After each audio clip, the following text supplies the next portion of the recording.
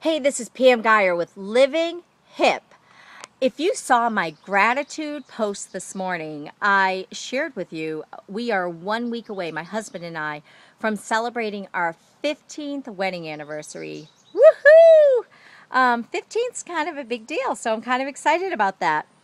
And then I thought, you know what? This is a great opportunity to share with you a little bit more around Living HIPP because in my life, my marriage, my family is pretty much a big part of who I am and how I live my HIPP life, and balance that with Pam being Pam and living a a a lifestyle that works for myself and our family. So I think it'll be a great opportunity to share with you more around our marriage and hopefully inspire you in some way in your relationship or in your marriage, because we are blessed with a great marriage, and it's not perfect. It's thank God it's not perfect. Who wants perfect? That would be boring. We work on things. So we've got, it's nothing comes, it's not like it's easy and, oh, look at us, aren't we wonderful? We definitely have our moments. We have our disagreements. We have our arguments. We drive each other crazy. Life can get boring and mundane some days, and then in the nooks and crannies of each day is a lot of fun, a lot of love, a lot of laughs. We have a ton of private jokes together. We've got a great family life, and we definitely have a charmed life. So I want to share that with you. So keep in mind that this is Facebook. I really believe is the Christmas card. So it's the picture of the great shot of the kids, right? The beautiful family that loves each other, adorable kids, dressed perfect, dressed adorably. But behind the scenes, they're fighting. One kid's not cooperating. You're mad at your husband because of something, and you know, there's shorts or pants that are not completely ironed. So that's, so that would be my marriage or my family life here is my Facebook version. What I share with you is the Christmas card. And also behind the scenes, there's work, there's struggle. That's not, it's, that's why I give the HIPP diary stuff, because it's real too. But anyhow, there's a lot of goodness, and I don't want to downplay. I'm not going to play small and say, oh, I'm not going to speak up. You know what? I live a great life, and I work on it, and we create it, and I'm going to share some of that with you to inspire you either in your relationship or as you find the right person, or in your relationship to cultivate or celebrate what you already have. So basically, the big part, one big reason I have a great marriage is because I married a great guy. I give a lot of credit to my husband, Charlie. He is an amazing person. He's an amazing guy, and I want to share some of him with you. In fact, I'm going to get him on some of these clips because he's an incredible person.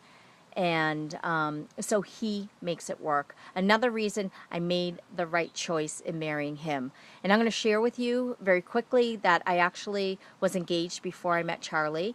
And that wouldn't have worked out. That I was engaged to the wrong person, and that wouldn't have worked out. And I share that with you. And he's a nice guy, so it wasn't him. It just wasn't the right match for me. We weren't the right match for each other. I share that with you because part of living HIPP is making choices that serve your life. It's following your gut. And back then, I followed my gut. After we were engaged, something just did not feel right. And it was mutual, and we decided to break it off. And I'm going to tell you, that was not easy. It would have been easier to stay in the relationship to get married. That would have been easier. It was painful. There was a lot of hurt, a lot of tears. If my friend Kim's watching, she will comment. She knew, she was right there by my side through the whole thing. It was very painful, and it was difficult to walk away from.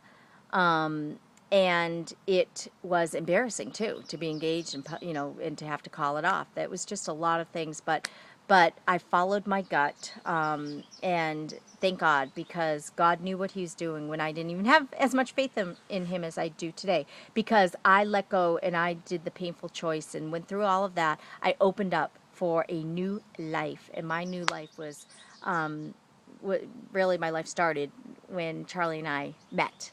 And we met on a blind date set up by our friend Mike Joslin. Very fun stuff. So I am going to share with you for this clip, I'm going to share with you a gift Charlie gave me on for our wedding. It was the night before our wedding at a rehearsal dinner. He read this to me. It was a poem he wrote for me. He's written me a couple, and this poem is written a gift to me. It hangs in my home. It's called "Letter to My Wife."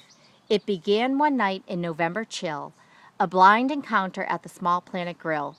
Butterflies and barley masquerading our start. I sat with a stranger named Thief of My Heart. Fate introduced by a man named Jaws. Friendship flourished, celebrating his cause.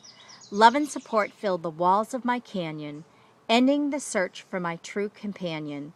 Sunrise, coffee, South Beach sand, you gave your heart, your soul, your hand. With family and friends on this 13th June, we enter a union that comes not too soon. From this day forward, I give you my life, honored and privileged to call you my wife. With infinite confidence, I now take this vow, promising all God and earth will allow. Prized product of love is little feet, anxious for those of mother so sweet. Blessed by additions, more love will share, my life made complete by woman so rare. Tomorrow will grow, will age, and will gray, to love, honor, and cherish each coming day. June 13th, 1998. Yes. Can you? Yeah, he is that kind. Yeah, I married that kind of guy. He's amazing. He's so creative. He's the funniest person I know. He's very creative. He's an outstanding writer. He's just the real deal. He's so cool.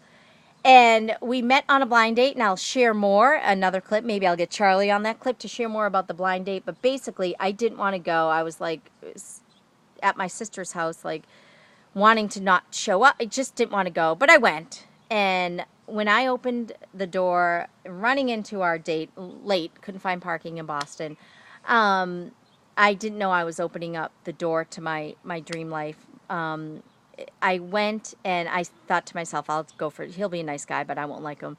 We closed the place. It was crazy.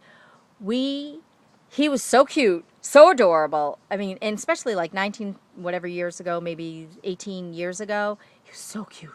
Oh my God. And we had such connection and chemistry, and we're so flirty with each other. But I didn't go home with him that night. Yep, I wanted to show him I'm the type of girl you want to marry. So if you're a hip girl, you want to be that girl, not the other kind of girl. Anyhow, we had a blast. We laughed and just covered every topic. It just unbelievable synergy, energy, fun. He's like the funniest guy I know. So we just laughed a ton. We're so flirty. And he called me the next morning right away. I mean, it was just like crazy. And we dated each other from then on, and then engaged, married, 3 kids, too many houses later. It's a charmed life, and it's a hip life. And I am excited to share more with you.